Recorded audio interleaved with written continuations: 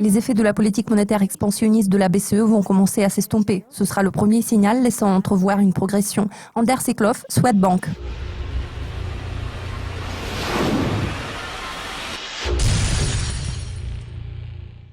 Cette semaine, les traders de la paire euro-dollar se focalisent sur l'enquête ZEW allemande. Ces données sont censées afficher une amélioration par rapport aux chiffres décevants du mois dernier, témoignant d'un manque d'optimisme. Anders, quelles sont vos prévisions sur un mois pour cette paire de devises? Les perspectives de l'euro-dollar seront-elles affectées par les données économiques? En règle générale, le rapport américain sur l'emploi hors secteur agricole a tendance à influencer le dollar. Ce mois-ci, nous nous attendions à des données plus positives qui pourraient potentiellement avoir une certaine incidence sur la décision de politique monétaire de la Fed en novembre. Cependant, les données sont apparues inférieures aux attentes. Cette semaine ne sera pas très chargée en termes de publication de données macroéconomiques importantes. Par conséquent, la paire euro-dollar est susceptible d'afficher un type d'échange latéral. Notre stratégie préférée s'appuie sur le principe selon lequel il vaut mieux vendre dès que les prix commencent à remonter. Nous nous attendons à ce que la Réserve fédérale relève les taux d'intérêt en décembre. Bien évidemment, ce sera le moteur clé du dollar à court et moyen terme.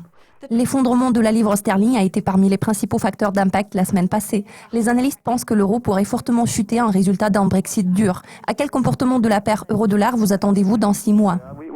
Nous nous attendons à une baisse de cette paire de devises, principalement en raison de la divergence des politiques monétaires.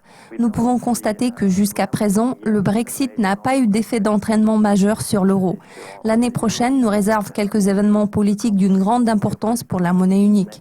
En toute logique, l'année prochaine, la zone euro sera négativement affectée par le ralentissement de la croissance de l'économie britannique, surtout vu que l'économie allemande est fortement tributaire des exportations vers le Royaume-Uni.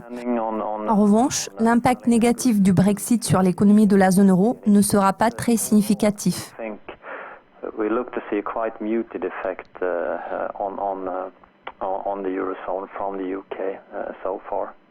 Vos prévisions sur un an se situent près du niveau de parité.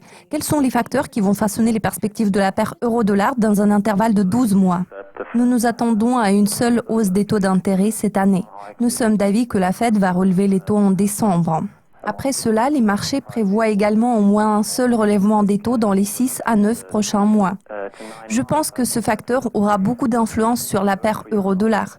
Ainsi, cette paire pourra atteindre le niveau d'1,06. En réalité, nous ne prévoyons pas que cette paire atteigne un niveau de parité à l'horizon des 9 à 12 prochains mois. Dans cet intervalle, il est fort probable que l'effet de la politique monétaire expansionniste de la BCE va commencer à s'estomper. Puis, la Banque centrale européenne va procéder au retrait progressif du stimulus monétaire à un certain moment au cours de la première moitié de l'année prochaine. Pour le moment, le timing est difficilement prévisible. De toute façon, ce serait le premier signal haussier pour la paire euro-dollar.